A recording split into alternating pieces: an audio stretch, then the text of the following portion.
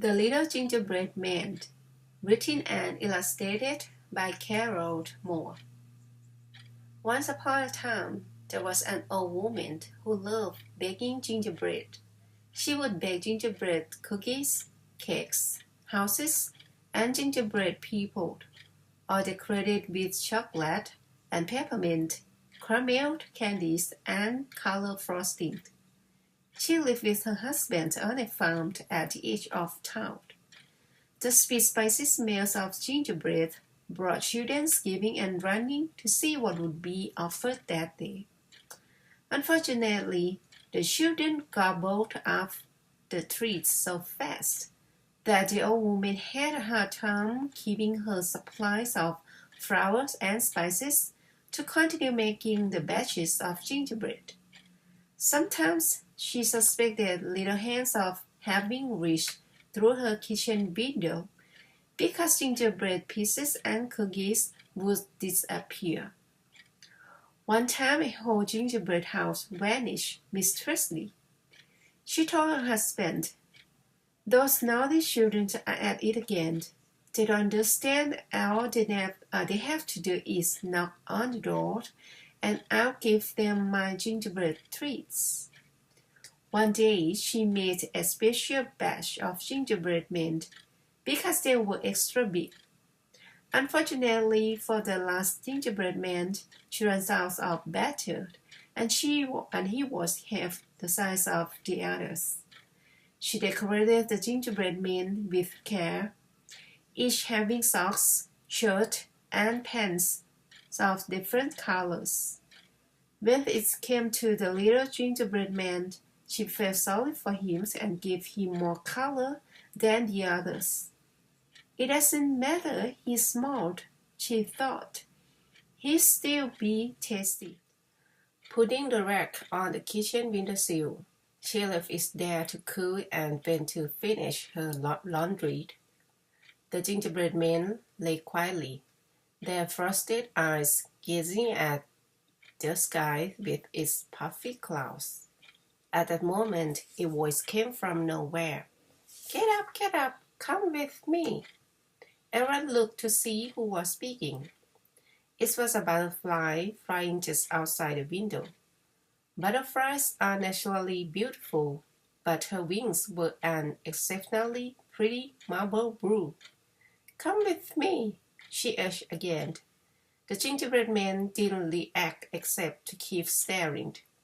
All but the smallest gingerbread man, who jumped up from the tree and lifted up the kitchen windowsill onto the grass below faster than you could say hurry.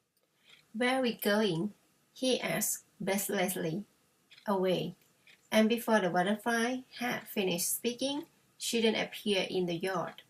Spying the little gingerbread man, they started shrieking with delight and began chasing him. "Stop, stop," they shouted. "We want to eat you." But with his little legs showing, the gingerbread man only ran faster.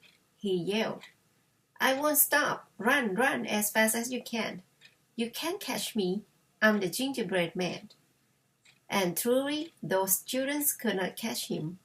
Once out of their sight, he continued running until he had reached a pasture where two horses were grazing. He sat down on a rock near the fence.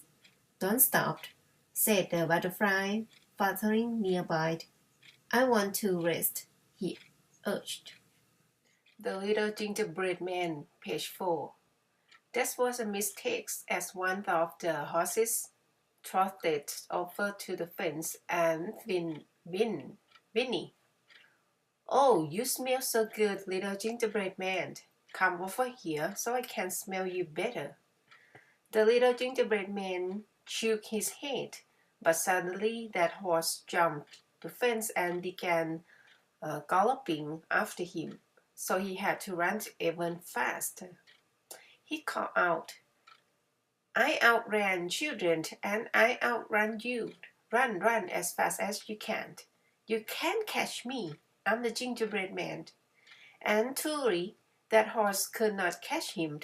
The next time he rested the little gingerbread man took care to lie amongst the grass well off the road, where no one would see him. Everybody wants to eat me, he complained to the butterfly. Do you want to eat me too? Laughing, she answered, I love the smell of gingerbread. It's better than my favorite flowers. But I sip nectar, not gingerbread. Besides, you're my friend, and friends don't eat friends. Pleased to hear that he had a friend, the little gingerbread man was about to reply, when again they were interrupted. A farmer's dog with a keen nose had come to investigate. Licking his muzzle at the size of the gingerbread man, the dog said, Excuse me for interrupting, but little gingerbread man, you look so good. I mean, tired. Please stay a while and rest if you like. As the dog talked, he stepped closer and closer. The closer they stepped, the more nervous became the little gingerbread man. When the butterfly flitted from her grass perch in alarm, the little gingerbread man took off running with the dog nipping at his tiny heels. He shouted, I outran children, I outran a horse, and I outran you too. Run as fast as you can. You can't catch me. I'm the gingerbread man. And truly, that dog could not catch him. At last, the little gingerbread man, the butterfly, reached a stream. It wasn't a very big stream unless you are a tiny gingerbread man. To him, it was a river. From out behind a bush sauntered a red fox, stopping to stretch because he had just awakened from a nap. Looking at the little gingerbread man, he says nonchalantly, I'm sorry, I cannot read this word. May I help you? The butterfly was quick to respond. No, thank you. We are going to fly across this stream. We don't need your help.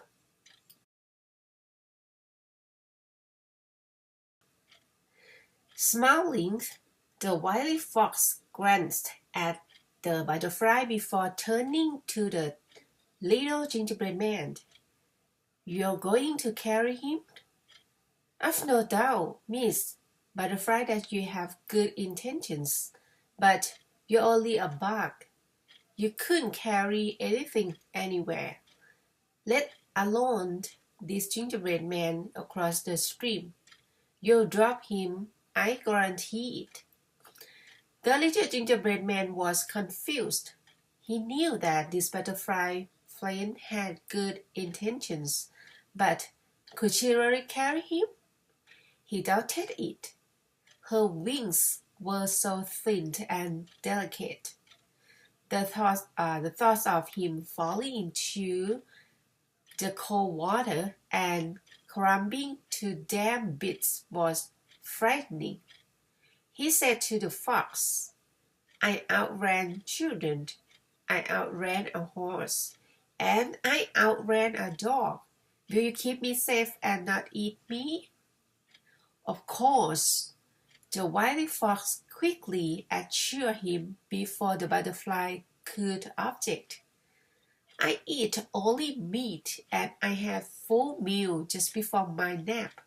Here, right on my bushy tail, let's go before I change my mind. So the little gingerbread man climbed onto the fox's tail and they entered the water. Unfortunately, the fox's tail began dipping into the water. You're too heavy for my tail, he said. Climb onto my back. The little gingerbread man did as he was asked, but the water began creeping up the fox's back forcing the little gingerbread man to climb higher to the fox's neck. "That's not good enough, I'm afraid," said the wily fox. "Climb to my head." Now the little gingerbread man was terrified, but what could he do? He climbed to the fox's ears.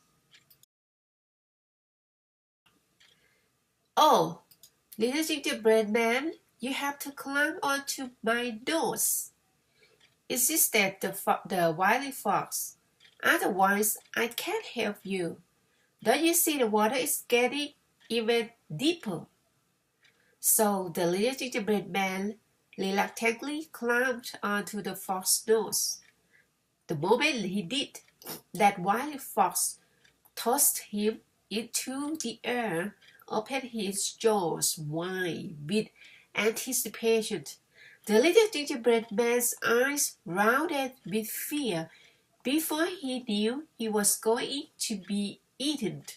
It didn't matter now how fast he could run. But the little gingerbread man and the wily fox had forgotten about the butterfly. She swooped into that fox's jaw, grabbing her friend by one leg and rescuing him from an awful fate. She flew higher and higher until the stream and the fox were but spots on the landscape. "You can't carry me," cried the little gingerbread man. "Yes," she answered. "I'm stronger than you could imagine. Now I'll take you somewhere safe." She flew with him over farm fields and forests and even mountains. It felt like they had been in the sky forever when they reached a lake. Its waters climbed like pale grass. There was an island in the middle of the lake lined with forest trees, and among the trees was where the butterfly took the little gingerbread man.